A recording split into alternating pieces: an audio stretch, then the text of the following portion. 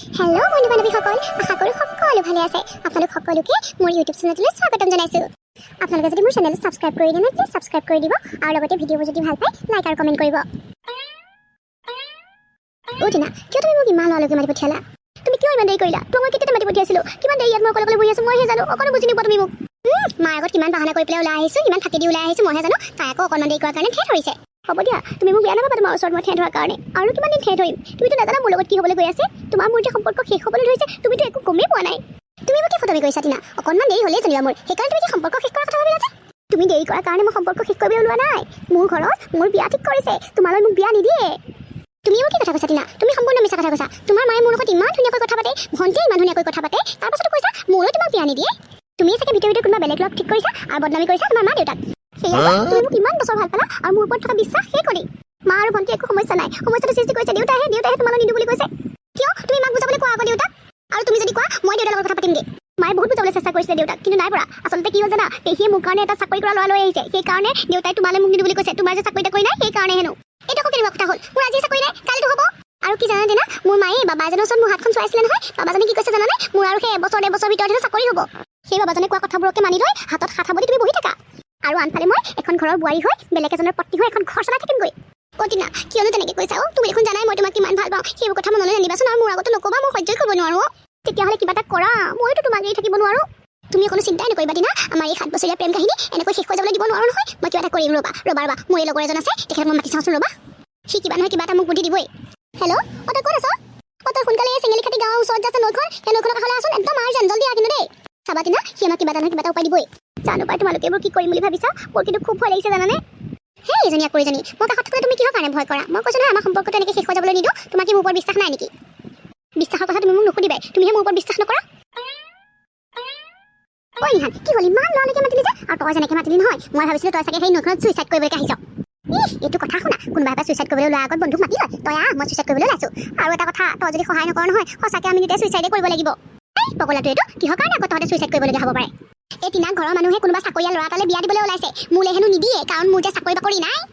দাদা, মোৰ দেউতাই নিহান আৰু মোৰ সম্পৰ্কটো একেবাৰে মানি লোৱা নাই। মা আৰু ভণ্টি বাৰু একো প্ৰব্লেম নাই, সিহঁতে ছাপৰ্টে কৰিছে, কিন্তু দেউতাইহে একেবাৰে মনা নাই। কথা তাৰ মানে বিষমেই। চিন্তা নকৰিবি দোষ, তোৰ এই লগৰটো থাকোঁতে তহঁতৰ সম্পৰ্কটো কোনেও শেষ কৰিব নোৱাৰে, কোনেও তহঁতক আঁতৰ কৰিব নোৱাৰে। সেইকাৰণে ল'ৰালৈকে তোক ফোন কৰি মাতিছোঁ, কিবা এটা উপায় দিয়ে আমাক। তয়ো যে আৰু ল'ৰা, এই সাধাৰণ সমস্যাটোৱে সমাধান উলিয়াব পৰা নাই। এই অকৰাটো তই কাম এটা কৰ আকৌ, এইটোৱে পলুৱাই লৈ যা আৰু পলুৱাই দি মন্দিৰ এভাগতে বিয়াখন পাতি পেলাগৈ যা। তই অকণো চিন্তা নকৰিবি, এই প্ৰথমৰ পৰা শেষলৈকে মই তোৰ লগতে থাকিম। সি যেনেকৈ কথাটো কৈছে নহয়, এইটো যেন অকণমানি সমস্যাহে, যেন ভাতৰ লগত পানী খোৱা কথাহে। কেলে তোৰ দম নাই নেকি পলুৱাই নিবলৈ? দম নথকাটো নহয়, আছে। কিন্তু যদি বাপেকে যদি পুলিচত দি দিয়ে, তেতিয়া মোৰ জীৱনটো কি হ'ব? বাবাজনে কৈছে মোৰ 1.5 বছৰ পাছত চাকৰি হ'ব বুলি। যদি পুলিচে লৈ যায়, মোৰ ক'ত চাকৰিটো হ'ব? নাই দাদা, বেয়া নাপাব, মই তেনেকুৱা এটা কাম কৰিব নোৱাৰোঁ। যেনেকৈ হ'লেও মই দেউতাৰ মতটো ল'ব লাগিব, কিন্তু এনেকৈ মই পলাই গৈ পেলাই দেউতাহঁতক দুখ দি পেলাই বিয়া হ'ব নোৱাৰোঁ। তেতিয়াহ'লে কাম এটা কৰা, দেউতাই যোনজন ল'ৰালৈকে ঠিক কৰিছে সেইজন ল'ৰালৈকে বিয়া হৈ যোৱা। বাদ দিয়া ইয়াক আৰু।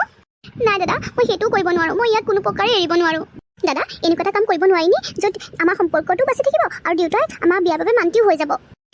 এটা কাম কৰিব পাৰা, তোমালোকে কোৰ্ট মেৰেজ কৰি থ'ব পাৰা। কোৰ্ট মেৰেজ কৰি থৈ তুমি ঘৰত দেউতাক বুজাবলৈ চেষ্টা কৰিবা, যিমান পাৰা বুজাবা। আৰু যদি সৈমত নহয়, তেতিয়া তুমি এই কোৰ্ট মেৰেজৰ চাৰ্টিফিকেটখন দেউতাক দেখুৱাই দিবা। তেতিয়া দেউতাই উপায় নাপায় তোমাক ইয়ালৈ বিয়া দিব লাগিব।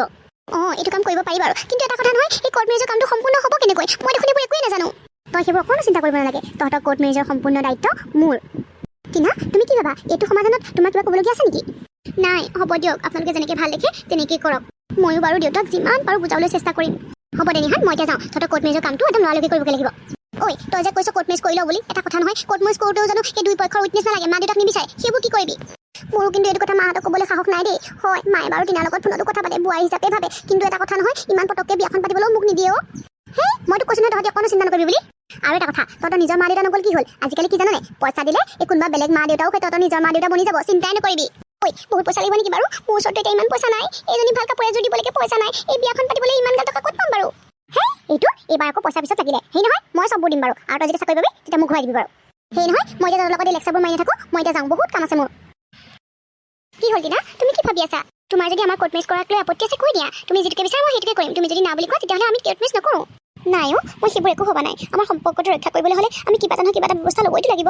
কিন্তু এটা কথা নহয়, তুমি যে চাকৰি পোৱাৰ পাছত চাকৰি দৰমহাৰে মানুহবোৰক ঘূৰাই দিম বুলি ধাৰবোৰ লৈ আছা, যদি চাকৰি নোপোৱা তেতিয়া কি হ'ব সেইটো কথা ভাবিছানে? মোৰ সোণজনী মানে সেইটোহে চিন্তা হৈছে। তুমি অকণো চিন্তা নকৰিবা, মোৰ যদি চাকৰি নহয় নালাগে দিয়া, মই বিজনেছ কৰিব পাৰিম নহয়।